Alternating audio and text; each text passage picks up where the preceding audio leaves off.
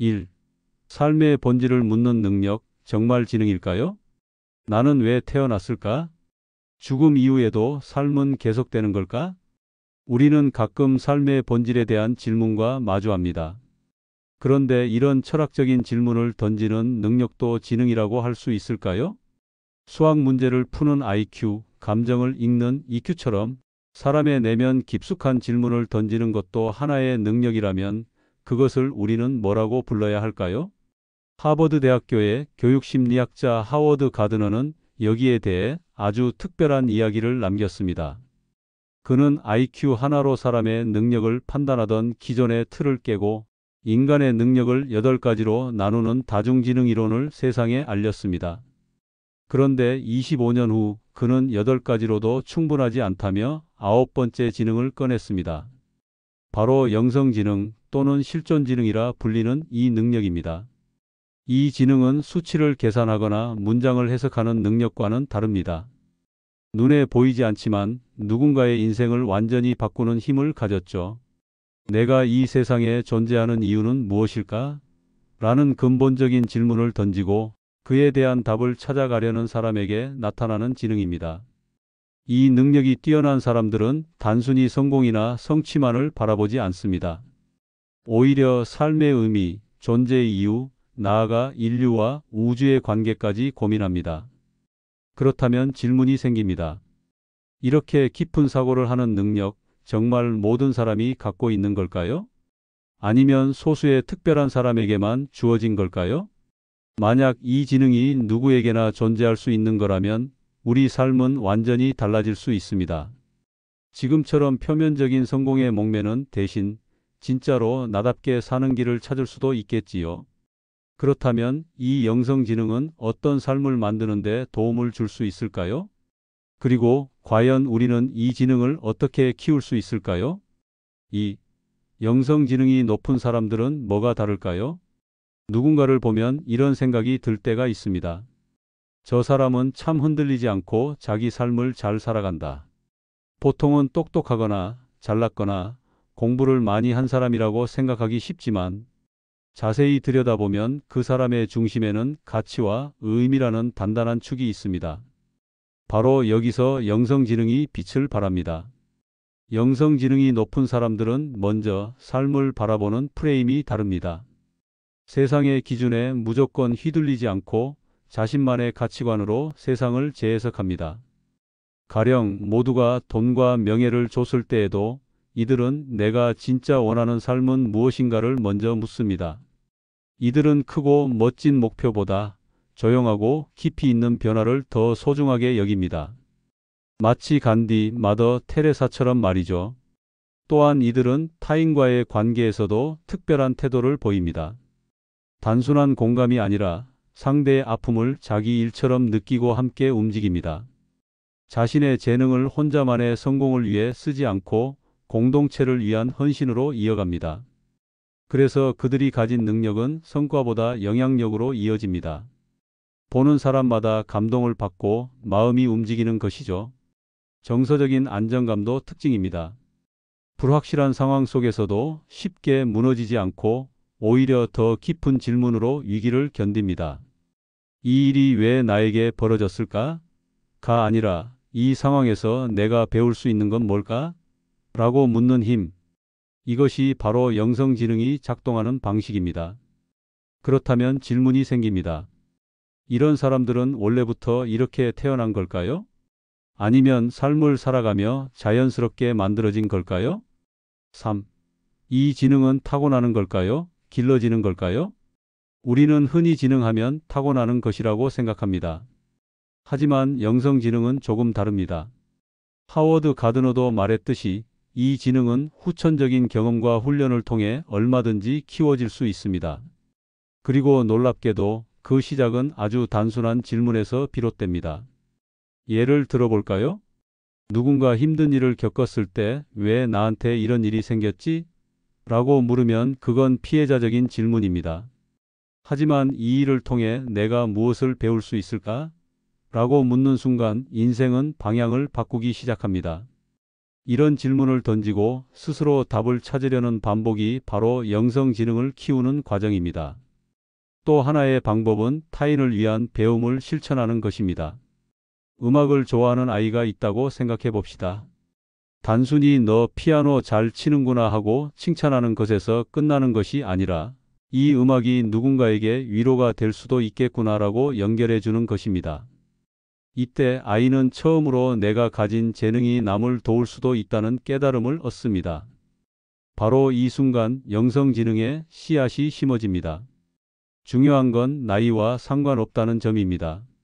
어린아이도 중년의 어른도 심지어 70대 노인도 이 지능을 키울 수 있습니다. 단 하나, 삶에 대해 질문하고 진심으로 답을 찾으려는 마음만 있다면요. 심지어 지금 이 영상을 보고 있는 당신이 나는 어떤 삶을 살고 싶은가? 라고 스스로에게 묻는 이 순간도 바로 영성지능이 작동하고 있는 시간입니다. 그렇다면 영성지능을 키우면 구체적으로 우리 삶에 어떤 변화가 생길까요? 단순히 생각만 깊어지는 걸까요? 아니면 진짜 삶이 바뀌는 걸까요? 4.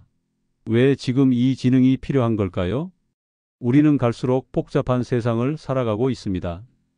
기술은 하루가 다르게 발전하고 눈앞의 정보는 넘쳐나지만 정작 마음속은 공허하고 방향을 잃은 사람들이 많습니다. 왜일까요? 아마도 왜 사는가에 대한 질문을 하지 않기 때문일지도 모릅니다. 어떻게 살아야 하는지만 묻고 무엇을 위해 살아야 하는지는 외면한 채 달리기만 하고 있는 거죠. 이럴 때일수록 더 절실하게 필요한 것이 바로 영성지능입니다. 우리 삶을 전체적으로 조망하고 지금 내 삶이 어떤 가치 위에 서 있는지, 나의 존재 이유가 무엇인지 스스로 물을 수 있는 힘.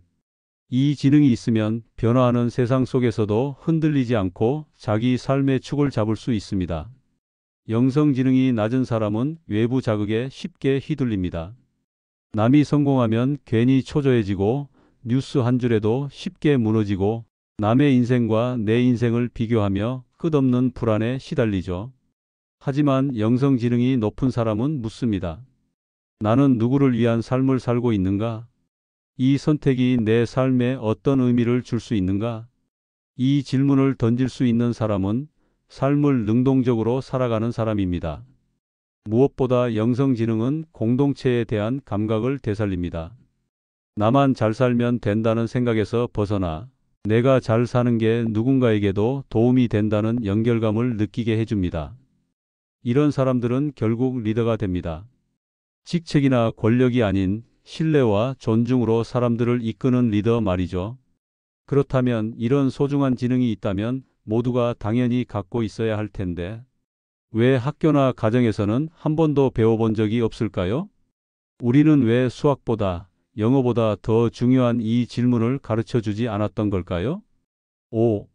어떻게 하면 우리 아이에게도 이 지능을 키워줄 수 있을까요? 많은 부모가 아이의 성적을 걱정합니다. 학원을 몇 군데 더 보내야 할지, 무슨 자격증을 따야 대학에 유리할지 고민합니다. 하지만 정작 묻지 않는 질문이 있습니다. 우리 아이는 어떤 사람으로 자라고 있나요? 그 아이가 공부를 잘하든 못하든 결국 중요한 건 어떤 생각을 하고 어떤 가치를 품고 살아가는가입니다. 영성지능은 IQ처럼 문제집으로 채울 수 없습니다. EQ처럼 감정에만 집중해서도 부족합니다. 아이에게 스스로 인생의 방향을 묻고 그에 대한 답을 스스로 찾아가도록 돕는 것이 핵심입니다. 그러기 위해선 먼저 어른이 달라져야 합니다. 내가 뭘 잘하냐보다 그 재능으로 누굴 도울 수 있을까? 를 묻는 것이 시작입니다. 예를 들어 아이가 그림을 잘 그린다고 칩시다. 와, 정말 그림 잘 그린다. 하고 칭찬하는 것도 좋지만 거기서 한 걸음 더 나아가 너의 그림을 본 친구들이 기분이 좋아졌대. 너의 그림은 사람을 웃게 만드는 힘이 있구나. 이렇게 이야기해 보세요.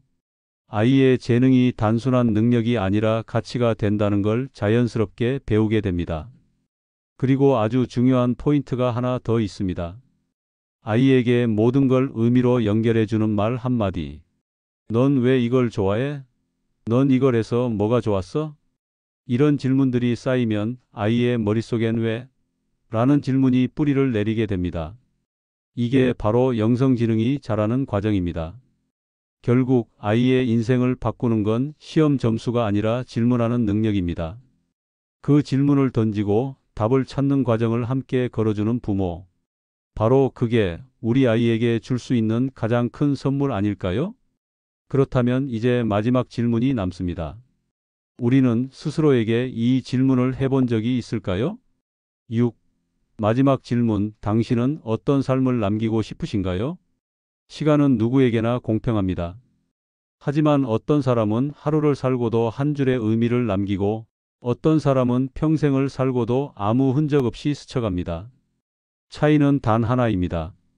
내 삶을 어떤 방향으로 살아가기로 선택했는가입니다. 당신은 지금 어떤 삶을 살고 계신가요? 혹시 주변을 따라가느라 남들처럼 살아야 한다는 압박에 눌려 본인만의 길을 잃어버리진 않으셨나요? 사실 우리는 누구나 하루쯤은 멈춰서 이 질문을 해봐야 합니다. 나는 어떤 삶을 남기고 싶지? 이 질문을 던지는 그 순간부터 인생은 바뀌기 시작합니다. 영성지능이란 결국 삶을 어떻게 바라보느냐의 문제입니다. 단지 도덕적으로 산다는 의미가 아닙니다. 더 본질적인 질문, 나는 왜 살아가고 있는가? 무엇이 나를 나답게 만드는가? 길을 끊임없이 던지고 그 물음에 따라 자신의 선택과 삶의 방향을 조율하는 능력입니다. 어떤 이는 말합니다. 이제 와서 뭘 바꾸겠어요? 하지만 늦은 건 없습니다. 오히려 인생 후반부가 되어서야 비로소 진짜 질문이 시작됩니다. 자녀를 다 키우고 사회에서의 역할도 점차 줄어들수록 오히려 나 자신에게 집중할 수 있는 시간이 생깁니다. 그리고 그때부터 진짜 인생이 시작될 수 있습니다. 내가 잘 살았다고 말할 수 있으려면 무엇을 해야 할까? 누구의 마음에 남을 수 있을까? 그 질문의 끝에서 만나는 것이 바로 나만의 존재의 의미, 그리고 삶의 흔적입니다. 이 영상을 보고 계신 지금 그 질문을 떠올려 보세요. 그리고 오늘 하루 아주 작게라도 의미 있는 선택 하나를 해보세요. 바로 그 작은 선택이 당신의 삶을 변화시키는 시작점이 될 수 있습니다.